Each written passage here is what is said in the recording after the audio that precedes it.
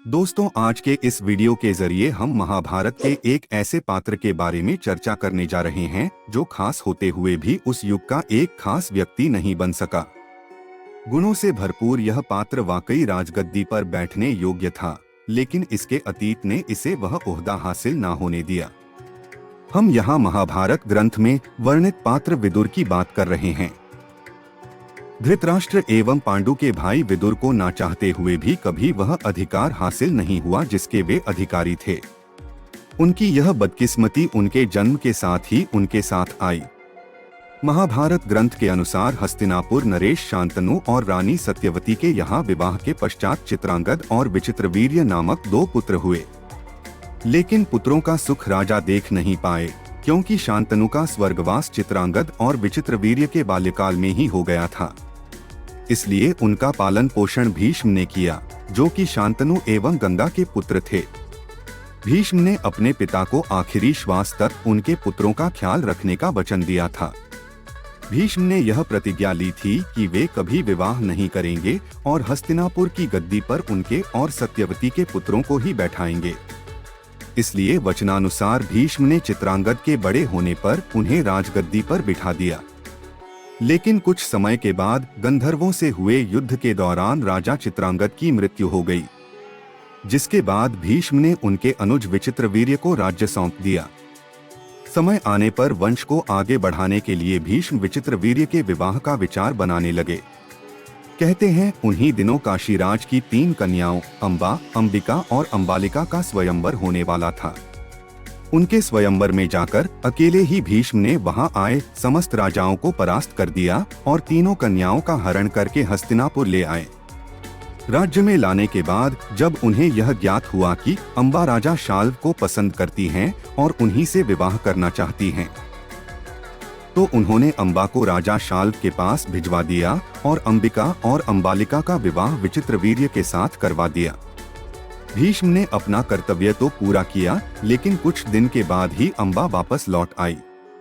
उसने बताया कि राजा शाल्व ने उसे अपनाने से मना कर दिया है। इसलिए उसने भीष्म से उनके साथ विवाह करने के लिए निवेदन किया, क्योंकि वही उसे स्वयंवर से लेकर आए थे। लेकिन प्रतिज्ञा में बंधे भीष्म ने ऐसा करने से मना कर दिया, जिसके बाद अंबा रुष्ट होकर परशुराम के पास गई और उनसे अपनी व्यथा सुनाकर सहायता मांगी। अंबा के निवेदन पर परशुराम भीष्म के पास अंबा के साथ शादी करने का प्रस्ताव लेकर आए, लेकिन भीष्म ना माने। अंत में दोनों वीरों में भयानक युद्ध छिड़ गया, लेकिन ऐसा कोई ना था जो किसी दूसरे पर भारी पड़ सके, क्योंकि दोनों ही धुरंधर योद्धा थे।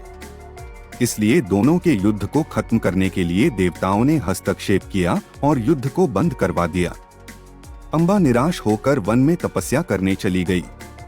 इसी बीच विचित्रवीर्य अपनी दोनों रानियों के साथ भोगविलास में रत हो गए, किंतु दोनों ही रानियों से उनकी कोई संतान नहीं हुई और वे क्षय रोग से पीड़ित होकर मृत्यु को प्राप्त हो गए। अब पूरे महल में उदासी का मातम था। कुल के पुत्रों की अनुपस्थिति में वंशज को आगे कौन बढ़ाएगा। इस पर माता सत्यवती ने भीष्म से भी निवेदन किया कि वो ही दोनों रानियों से पुत्र प्राप्त करें, लेकिन भीष्म ने अपनी प्रतिज्ञा भंग न करना ही सही समझा। अब माता सत्यवती को कोई अन्य विकल्प प्राप्त नहीं हो रहा था, परंतु तभी उन्हें अपने पुत्र वेदव्यास का स्मरण हो आया। स्मरण करते ही वेदव्यास वहां उपस्थित हो गए। पुत्र को अपने पास देख सत्यवती ने अपनी परेशानी जाहिर की और उनसे मदद मांगी, जिस पर वेदव्यास ने उनसे दोनों रानियों को 1 वर्ष तक नियम व्रत करने की सलाह दी। 1 वर्ष व्यतीत हो जाने पर वेदव्यास सबसे पहले बड़ी रानी अंबिका के पास गए, लेकिन कहते हैं कि वेदव्यास के चेहरे का तेज रानी अंबिका सहन ना कर सकी और उन्होंने अपने नेत्र बंद कर लिए। वेदव्यास लौटकर माता सत्यवती से बोले, रानी अंबिका का बड़ा तेजस्वी पुत्र होगा, किंतु नेत्र बंद करने के दोष के कारण वह अंधा होगा। सत्यवती को यह सुनकर अत्यंत दुहक हुआ और उन्होंने वेदव्यास को छोटी रानी अंबालिका के पास भेजा। अंबालिका वेदव्यास को अपनी ओर आता देखकर भय से पीली पड़ गई। उसके कक्ष से लौटने पर वेदव्यास ने सत्यवती से कहा, माता, रानी अंबालिका के गर्भ से उनके भय के कारण पांडु रोग से ग्रसित पुत्र होगा। अब माता सत्यवती की चिंता और बढ़ गई। दोनों रानियों को पुत्र की प्राप्ति होना एक खुशी की बात थी, लेकिन होने वाले पुत्रों में दोष होगा यह बात माता को परेशान कर रही थी। इसलिए उन्होंने बड़ी रानी अंबिका को पुनः वेदव्यास के पास जाने का आदेश दिया। लेकिन भय से पीड़ित रानी ने स्वयं न जाकर अपनी दासी को वेदव्यास के पास भेज दिया। रानी से आज्ञा पाकर दासी वेदव्यास के पास गई और उनके साथ आनंद पूर्वक भोग किया। वेदव्यास जान गए थे कि वह एक दासी है, इसलिए वे माता सत्यवती के पास आकर बोले, माते, इस दासी के गर्भ से वेद वेदांत में पारंगत अत्यंत नीतिवान पुत्र उत्पन्न होगा, लेकिन गुणों के बावजूद भी वह अपने पूर्ण अधिकारों से वंचित रहेगा। इतना कहकर वेदव्यास तपस्या करने चले गए। वेदव्यास के वचनों के अनुसार समय आने पर अंबिका के गर्भ से नेत्रहीन धृतराष्ट्र, अंबालिका के गर्भ से पांडु रोग से पीड़ित पांडु तथा दासी के गर्भ से धर्मात्मा विदुर का जन्म हुआ। अपनी प्रतिज्ञा पर अटल रहे भीष्म ने इन तीनों पुत्रों के लालन पोषण में कोई कमी न रखी। बड़े होने पर भीष्म ने पांडु को राजगद्दी सौंप दी, क्योंकि नेत्रहीन होने के कारण वे धृतराष्ट्र को राजा नहीं बना सकते थे और विदुर एक दासी के पुत्र थे, इसलिए वे भी राजा बनने के अधिकार से वंचित ही रहे। लेकिन अपनी सूझबूझ तथा समझदारी के दम पर उन्हें हस्तिनापुर का प्रधानमंत्री बनाया गया। ऐसा माना जाता है कि पांडु को राज्य सौंपने के पीछे विदुर के फैसले का भी साथ था, जिसका विरोध धृतराष्ट्र ने किया था, क्योंकि ज्येष्ठ पुत्र के साथ पर अनुज को राज्य की गद्दी सौंप देना धृतराष्ट्र को कभी भी गवारा न था। लेकिन तब वे अपने नेत्रहीन होने के कारण कुछ कर भी नहीं सकते थे। लेकिन राजा पांडु की मृत्यु के बाद राज्य की गद्दी उन तक वापस लौट ही आई। राजा धृतराष्ट्र को रानी गांधारी से कौरव और पांडु को कुंती एवं माद्री द्वारा देवों के आह्वान से 5 पांडवों की प्राप्ति हुई। पांडु की मृत्यु के पश्चात कुंती अपने पुत्रों को लेकर हस्तिनापुर लौट आईं, जहां उनके लालन पोषण एवं विद्या की जिम्मेदारी भीष्म ने ली। लेकिन कौरव एवं पांडवों के बीच हमेशा ही अनबन रही, जिसका परिणाम यह हुआ कि उन्होंने पांडवों की पत्नी द्रौपदी की इज्जत को भरी सभा में तार-तार करने की कोशिश की। विदुर ने कौरवों के इस अत्याचार का विरोध भी किया, लेकिन किसी ने उनकी एक ना सुनी। जब कौरव पांडवों में बहस का मुद्दा युद्ध तक पहुंच गया, तब श्री कृष्ण हस्तिनापुर आए ताकि दोनों गुटों में सुलह करा सके। उनके आने की खबर कौरवों में ज्येष्ठ दुर्योधन को मिल गई थी, इसलिए उसने उनके रहने के इंतजाम एक अच्छे स्थान पर करा दिए। लेकिन श्री कृष्ण ने उस स्थान पर जाने से साफ मना कर दिया और कहा कि वे विदुर एवं उनके परिवार के साथ रहना पसंद करेंगे।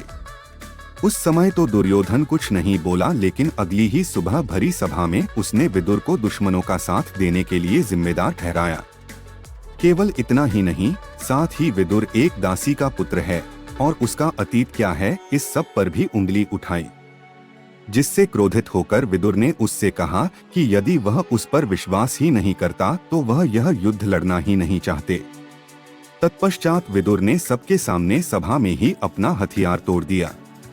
ऐसा माना जाता है कि श्री कृष्ण जानते थे कि दुर्योधन कुछ ऐसा ही करेगा, इसलिए उन्होंने स्वयं विदुर के यहाँ रहने का फैसला किया था, क्योंकि यदि विदुर कौरवों की ओर से युद्ध का हिस्सा बन जाते तो पांडवों को हारने से कोई रोक नहीं सकता था, क्योंकि विदुर के पास एक ऐसा हथियार था जो अर्जुन के गांडीव से भी कई गुना शक्तिशाली था। कहते हैं कि युद्ध के दौरान क्रोधित होकर दुर्योधन ने श्री कृष्ण के सामने एक चेतावनी रखी थी।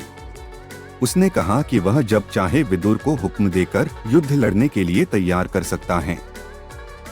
लेकिन तभी श्री कृष्ण ने कहा कि यदि विदुर द्वारा वचन तोड़कर युद्ध में आने का फैसला लिया गया तो वह भी उसे दिया हुआ अपना वचन भूल जाएंगे, जिसके अनुसार श्री कृष्ण ने केवल पांडवों का सारथी बनने का फैसला किया था, क्योंकि यदि वे स्वयं हथियार उठाते तो यह युद्ध कुछ ही पलों में समाप्त हो जाता और पांडव खुद ही विजेता घोषित हो जाते। इसलिए ना चाहते हुए भी कभी भी दुर्योधन ने विदुर को युद्ध का हिस्सा बनने के लिए उत्तेजित नहीं किया। दोस्तों, वीडियो अगर पसंद आई हो तो सब्सक्राइब, लाइक्स और शेयर करना ना भूले। वीडियो देखने के लिए आप लोगों का बहुत बहुत धन्यवाद।